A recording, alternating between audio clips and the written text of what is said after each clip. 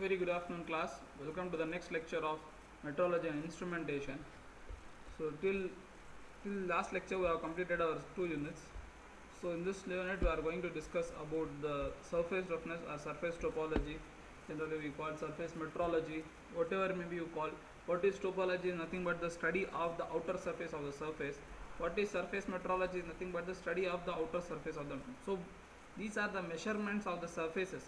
Generally why we go for the surface measurement is nothing but if the surface roughness is more, so it will have more friction when you are trying to move the object, or it will give you a large amount of energy when you are trying to hold it. Similarly, when you can take an example of your home surface. So if you generally, most of the time nowadays we are using various types of tiles. So in tiles, the same tiles we does not use in bathrooms, in your bathrooms. What is the reason behind it? Is nothing but in bathroom it will become slippery, but whereas in your hall you will be having some normal tiles, but whereas in toilets or in the entrance or in somewhere, what we try to do is to give some amount of roughness to the surface. So the surface plays a major role with respect to that of the surface roughness. What is the reason behind it? Nothing but if the surface is having a large amount of roughness, because of this roughness, if the sharp peaks are there, what happens? The material will try to fail, because when the edges are sharp, the material will try to break. So when the once the breakage starts, the whole material will undergo failure. So that is the reason we are going to study about the surface roughness measurement first. Next is what are the various types of devices by which we are going to measure the surface roughness. Is nothing but profilometer, Taylor's application, and tominometer, and another is thread metrology. What is the thread metrology? Is nothing but the threads which you see on a screw. So what is the metrology? How we are going to measure it? So in this measurement of the threads, we are having two techniques. That is, one is 2-wire method, another is 3-wire method. Next is gear measurement. So these are all the measurements of your surface. Next is your thread. Next is your gear. Whereas in gear measurement, what are the things that we have to measure is addendum, dedendum, gear thickness, what is the depth of gear, what is the thickness of gear. So these things we have to be studied. Next, the last part of this chapter is nothing but general geometrical test for testing the machine tools.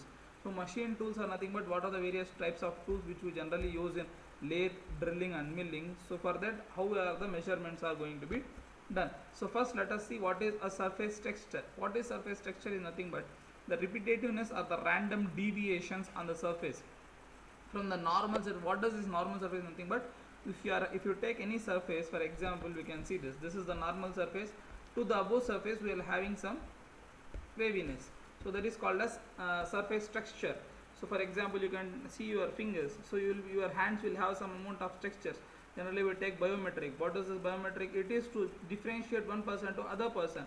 Similarly, the surface will have a different texture which we generally cannot able to see with our normal eyes. Okay, so the surface structure includes roughness, waviness, lace and flow. Nothing but roughness is nothing but the more amount of distortion from the normal surface. Waviness is nothing but ups and downs present on the surface. Lace are nothing but the gaps, or the more amount of metal gets contaminated at one side, and at other side it will be having a smooth surface. Generally the stones which you observe in the hills, you can able to see that. So the the outer surface of the stone will be like rough, and whereas the surface which is laid on the earth, it will be like a much smooth. So that is nothing but lace. Next is flaws. What are the various types of flaws present on the surface?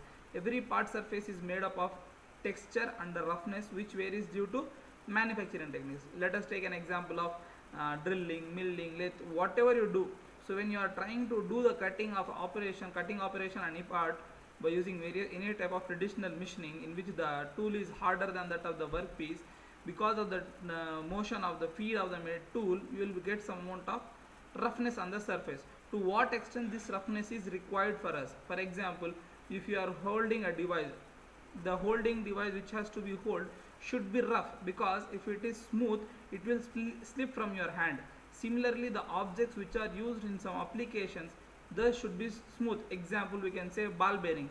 So the ball bearing, if you take, it should be smooth, because it will, if it is rough, it will have a friction in it. So we should have to overcome. So basing on that, how much amount of roughness is required, that we have to decide. Next is primary texture, secondary texture. What is primary texture? Is nothing but lower roughness, that is the maximum is up to less than 50. 50 microns we generally say. Secondary texture is nothing but greater than 50, that is nothing but waviness. Okay, so see, these are terminologies. So roughness, height, roughness, width. Roughness is how thick the roughness is there. What is the waviness to what is the waviness depth present. Okay, what is the waviness height. So you have to take from the least down wave to the maximum wave, then we can call that as wave. Okay, next is, this is taken from an authentic genuine sources of the material which we generally see. So roughness consists of the surface irregularities which result from various machining process. For example, I have told the lathe, drilling, whatever it may be. Roughness, height. So generally when you are trying to do what we say, thread cutting operation, or when you are trying to give the step turning operation, we generally see that the feed will be given slowly. If you give fast feed, what happens, the roughness will be more. Okay, so the roughness, height, if it is the height of the irregularity, to what height, it is generally from one level to other level. Maximum height among all the irregularities is generally called as roughness height. Roughness width is nothing but the distance between the two parallel nominal surfaces between the two successive peaks, or between two waves. Okay, roughness width and cutoff. So roughness width of cutoff is nothing but the greatest space of respective surface irregularities. For example, if you have two irregularities, 1 and 2, so between these two irregularities, how much width is there, that is called as width cutoff, roughness width cutoff. Lay represents the direction of predominant surface pattern. So predominant, which is a maximum pattern present on the surface, it reflects the machining operation used to produce. Waviness is nothing but, we generally know what are the waves. Waves is nothing but peak to valley, nothing but crest to trough. Okay, arithmetic average. What is this arithmetic average? We will try to generally normalize all the waves, that is nothing but ups and down. What we will do, we will try to normalize them, that is nothing but arithmetic average of all the waviness or all the peaks present in a surface. Next is root mean square. Root mean square value is nothing but what are all the values present. For that we do root mean square. So whatever is the mean we have taken, for that we will try to root, that is nothing but squaring and rooting, that is nothing but under the root we will try to square all the terms. So if you see that what is the variation between the arithmetic average value and the root mean square value, it will be around like 11% higher. Next is flaws. The irregularities which occur at one place are widely varying at an interval in surface. For example, cracks, scratches, etc. For example, you take this I have drawn a lathe machine, one of the lathe machine picture, where you can see that. So if you observe this, there are two type of surfaces. This is a smooth surface, this is a rough surface. So generally when you have to give the full depth, for example, if you want to give 10 mm depth at a time, you will not try to give 10 mm depth at a time. So what you will do, we will do one by one. So when you come closer to 10 mm, then you will try to give small, like 0.1, 0.2. So why we do this? Initially we will give 1 mm. After when we come closer to this, then we start giving less amount of feed. What is the reason behind this? When you give less amount of feed, if you see the chip of this material, it is much thin. So what is the reason? As much less feed you give, that much smooth the surface will be obtained. And the second thing is that thing, but the feed rate should also be gone at a slower rate. It should not be moved at a faster rate. If you go faster, the roughness will be more. Okay, so these are the various types of surface roughnesses which you are generally observe. Generally you go to any tile shop, there you can see various types of tiles where they are having various types of roughnesses basing on the type of application. Similarly, what are the various factors basing on which the surface roughness is obtained is nothing but type of coolant. So what is coolant? When you are trying to machine by using a traditional machining, what is this traditional or conventional machining is nothing but where the tool and the workpiece is the tool is harder than that of the workpiece. For example, if you are trying to machine iron, you have to use a tool which is harder than iron. Okay, so that is the basic concept of conventional machining or traditional machining. So if when you are doing these two operations, obviously there is some amount of heat generated.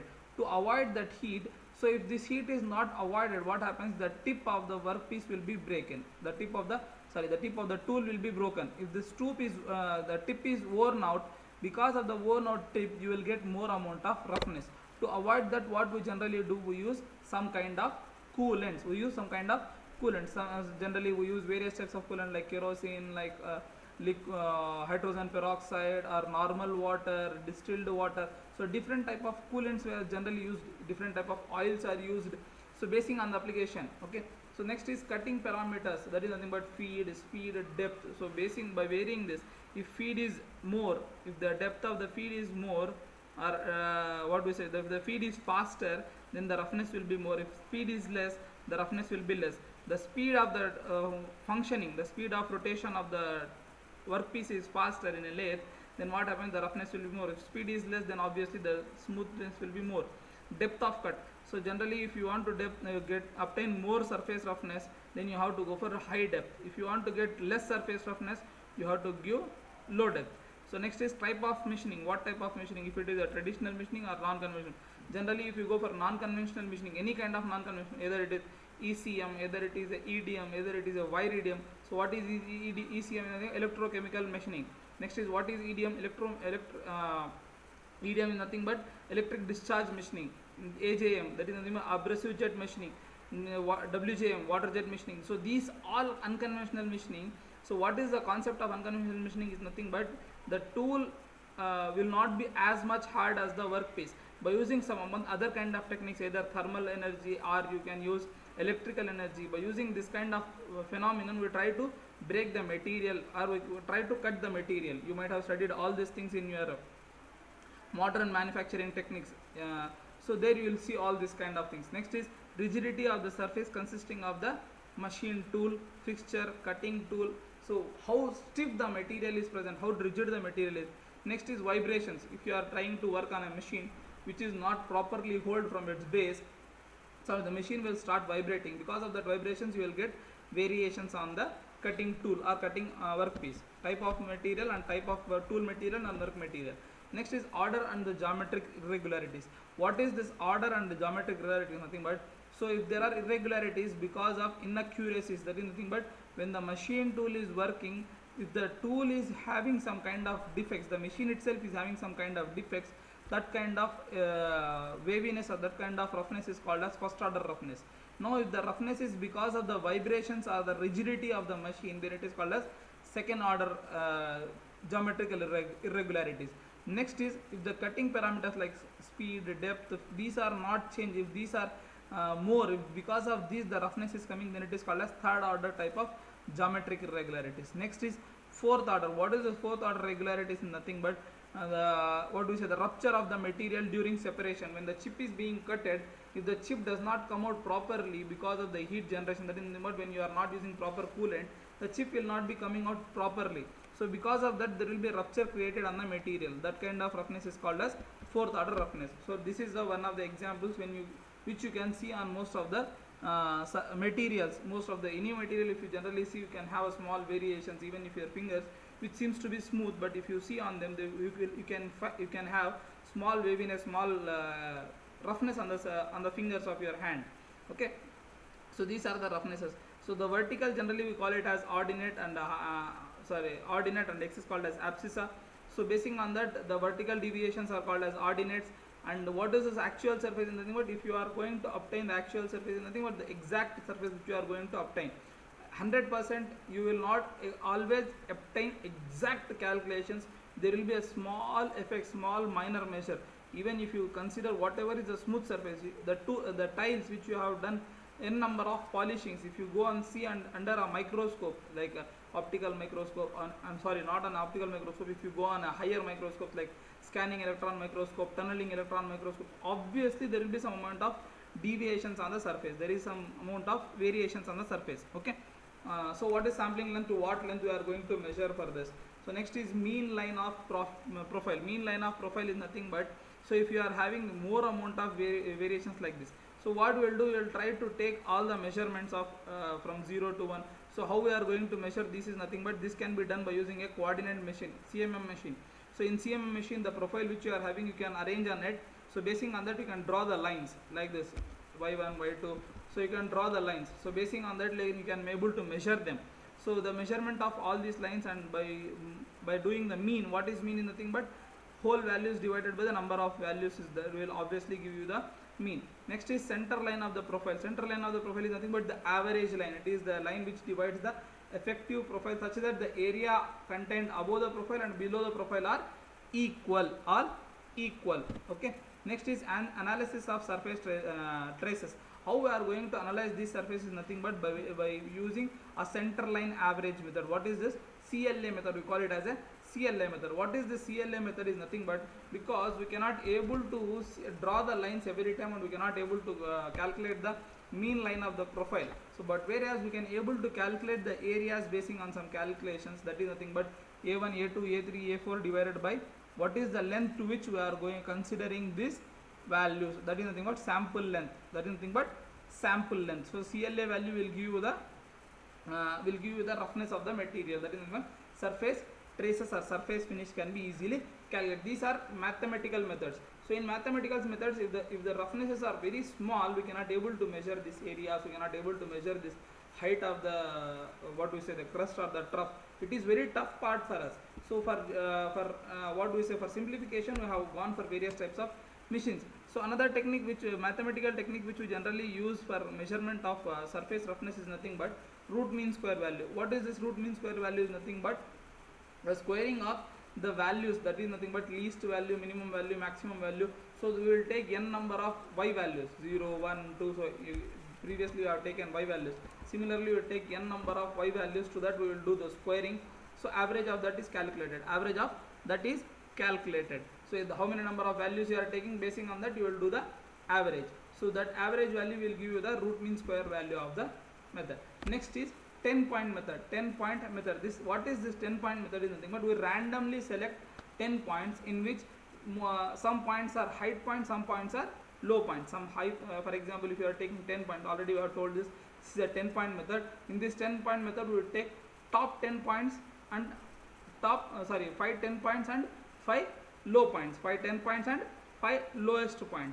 Basing on that, we will do the averaging. Now that is nothing but we will do all the addition of top points and we will do addition of all the lower points. We will do addition of top points and we will do addition of lower points. So after doing the addition of top points and lower points, we will subtract them and we will divide by 5. That is nothing but averaging between the values. Averaging the values of highest values and the lowest value will going to observe the roughness of the surface. Next, the other technique which we generally use for measurement of surface roughness is nothing but by using some kind of devices. So this is one of the the portable device which you can generally see. This can be easily transported from one place to other place. So this is the name of the device is nothing but stylus prop instrument. What is a stylus prop? Stylus is nothing but a diamond shaped thing to which diamond or V shape will be connected. So if we will see this. So this is a stylus. So what we will do this is connected to a skid. A skid is nothing but the device which is connected to the surface. So it will try to help the stylus to move freely. If the stylus itself is like free to the surface, or if the skid is not attached to the surface, what happens, the plunger will be, the stylus will be moving very fast. So because of the vibrations, the stylus may be able to fail. To avoid that, what we generally do is we try to attach the skid to the surface. Okay, so the skid or shoe is drawn slowly. So when the skid is moving on the surface, the stylus will be trying to move on the waviness. So this can able to measure up to micron level. So this will be measured able to micron level. So this will be going up down. This stylus will have a diameter of 0.02 mm. So because of that, it can able to easily undergo this. Why we are going to use the stylus of diamond is nothing but, if you are using we already know that diamond is one of the hardest material which is very difficult to break. If you are using any other kind of stylus instead of diamond, it will be easily worn out when you are continuously using on a surface. So every time you have to replace the stylus, which is a very tedious task for you. To avoid that, what we use is we use a stylus tip which is made of diamond, because diamond is one of the hardest material. Now when the stylus is moving on the surface, let me take this. So when the stylus is moving on the surface, okay, so the stylus will be moving like this. So this is your stylus. So it can be able to move like this on this surface. So it will be touching all your points. So these points will be recorded in the, there will be a device which will be kept on this. So that variations generally we study, we convert into an electrical signal. Those signals, since the variation, this waviness is very small, so these variations are very small. We have to amplify these variations because these are small variations. So use some kind of electronic devices inside. That is nothing but amplifiers are used. That amplifier will try to amplify the signal, and it will be projecting you on a screen. Either it will be on a screen, either it can be directly, if it is a digital device, it will directly give you the values. Okay, Taylor surf is one of the digital surface, digital type of machine on which it will directly give you the digital value basing on the variations present on the stylus. Okay, this is a profilometer. What is this profilometer? This is also a same concept. So in this, what we generally do is we connect a spring here. Okay, this is your surface on which you have to measure the surface roughness. So again, this is a stylus. To the stylus we will be connecting a diamond shaped notch, and to the diamond shaped notch at the back end we are going to connect a, this is an induction coil. What is this induction coil? Is nothing but in which the AC current is being supplied. AC current is being supplied. So this is nothing but your magnet, permanent magnet. This is a permanent magnet which is connected between the induction coil. Now what is happening with the induction coil and the magnet is nothing but, if induction coil and magnet are stationary, there is no current generation. We already studied the concepts of what we say electromagnetism, or in your lower classes you might have studied electromagnetism concept. When there is a change in magnetic flux, obviously there is a production of current. When there is a change in current, there is a generation of magnetic flux. So similarly, when the magnet is kept here, there will be a flux generated around this, so which will be induced in this coils. Okay, when the stylus is present on the surface, this, what happens to the stylus? The stylus will be moving up down up down. Because of this, the magnet present here, so I will try to draw this. So what happens to the magnet? So the magnet will be going inside and outside, inside outside when it is going waviness. So the small variations which are happening, because of that the induction coil, the flux will be changing in the induction coil. Because of that the current will be generated, small current, because these currents are very very very small. Why means the variations present on the surface are very low, very much less. Generally the surfaces which you generally see is very small surface roughnesses. These surface roughnesses cannot be studied with the small amount of current. To that current, what we generally do is at the back end we will be having a device or a circuit, so which will be connected to the amplifier. From that we are going to get the output. Next is Thomilson surf meter. So this is instrument was designed by Dr. Thomilson. So he was one of the scientists for the identification of surface measurements. He has done an extensive work on the instrumentations. So in this, what we generally do is, here also the same concept. So this is a surface which is having, on which you have to study about the surface roughness. So this is a stylus. To the stylus we are being this is your skid. So what is the working of the principle of the, what is this application of the skid? Is nothing but the skid will try to help the stylus to easily move on the surface. Okay, so at the back end of this stylus we are going to connect it with the spring. Now you can ask me, what is the reason for connecting of the spring? Is nothing but for the easy motion of the stylus. If the springs are not connected, if the spring is not connected here, what happens generally is nothing but, if it goes back, so the spring is not connected, when it is getting deflected in this direction, it will not able to come back. So to overcome that, we have been attached with respect to a spring. To this again, to understand the variations which we are going to obtain, here we will be attaching a smoked glass surface, on which the variations whichever the present here, the same variations in amplified form we will be going to obtain on the glass. That how we are going to observe is nothing but, so when the stylus is moving up and down, we are having a roller here. So this roller is connected to an arm which is connected to this skimmed surface or the glass surface. So this arm is being held between two rollers. One is this, another is the two rollers present here. Here I have already fixed. So this stylus is connected to like this. Okay, so this is your device.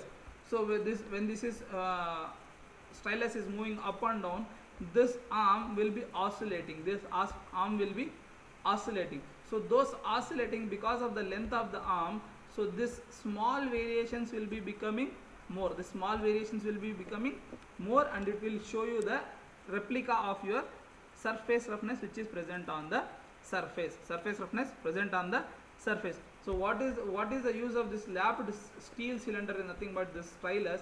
So when the stylus is moving up and down, it can able to, this linear motion is converted to rotating motion, just like your what we say, rack and pinion. So rack is straight, one pinion is rotating. So the same concept is being used here. Okay, so if you go through the study, what is the construction, the diamond stylus on the surface finish recorder is held by a spring pressure against the surface of a lapped steel cylinder. The stylus is also attached to the body of the instrument by the leaf spring, and its height is adjustable to enable the diamond to a position, so that we can able to easily position its surface. Okay, next is the lapped cylinder is supported on one side by the stylus and other side by the two fixed supports. This arm which is present here, it is one side is present helped by this stylus, other side by this two rollers. So these two fixed rollers will try to help it to not cross the limit. If these two rollers are not present, if this is going beyond some limit, it will be rotating completely. It will be moving irrespective directions to what we said, to constrain or to restrict the direction of that arm. We are using two rollers. Okay, the stylus is restricted from all the motion except the vertical. This is the very most important thing. How we are going to do that restriction is nothing but by using the tension in the coil and the leaf spring. The tensile force in these two springs also helps the lapped steel cylinder in a position between the stylus and a pair of fixed rollers. Okay, so that is nothing but working principle. You can take it here. Any vertical movement of the stylus causes by the irregularities cause the horizontal lapped steel cylinder to roll. So when by its rolling, the light arm attached to it provides the magnified movement on a smoked glass. If you are here, it will be a small thing, but whereas that small variations we can see it in a large manner on a smoked glass. The smoked glass traces is then further projected at a 5x. What is a smoked glass? Nothing but a glass on which the small marking is present.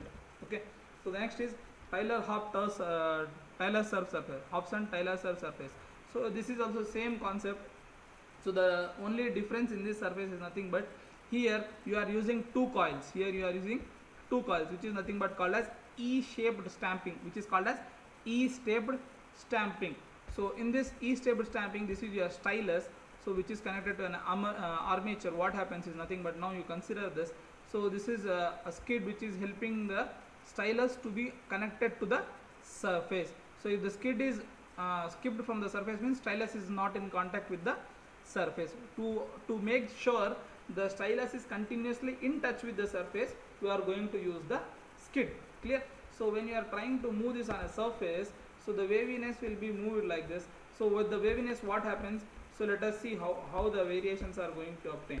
So when this is moving, what happens to this? When it is on the top, it will be like this. When it is on the bottom, it will vary like this. So with this variation, what happens to this E-stamping is nothing but it will be getting deviated. In this direction it will deviate, or in this direction it will be getting deflected. So when it is getting deflected, the air gap or the air envelope present here, will be varied. Because of that what is the amount of air variation? So there is the amount of variation in the current generated by this source.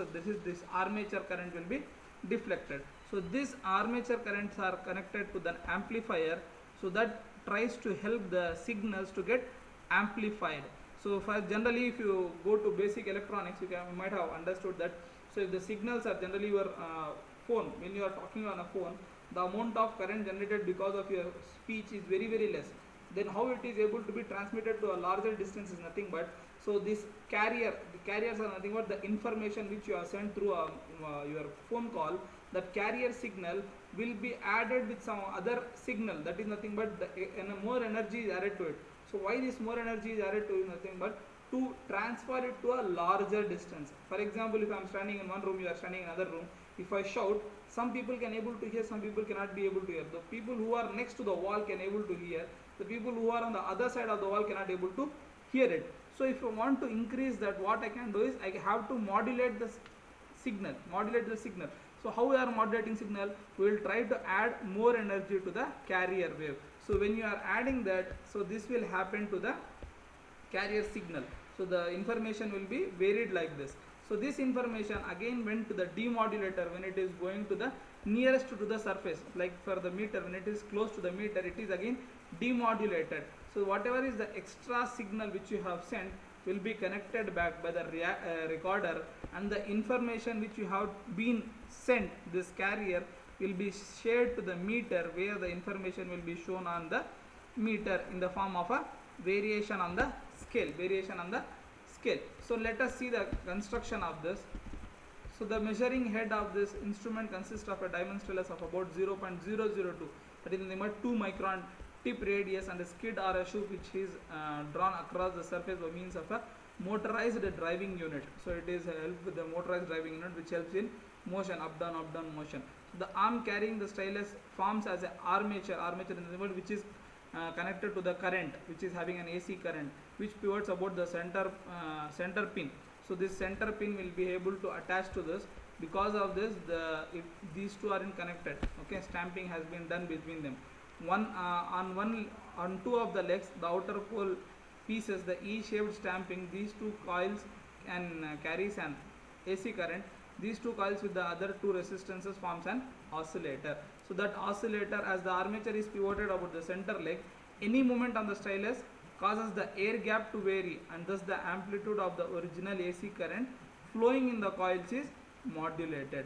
This is further demodulated, and the amount of displacement can be studied by using the meter. Okay, so with this we have already covered almost all the surface roughness measurement or surface metrology. So if you have any doubts, please try to ask me in your next lecture, or you can able to comment on my YouTube section. Try to subscribe the YouTube channel. Thank you.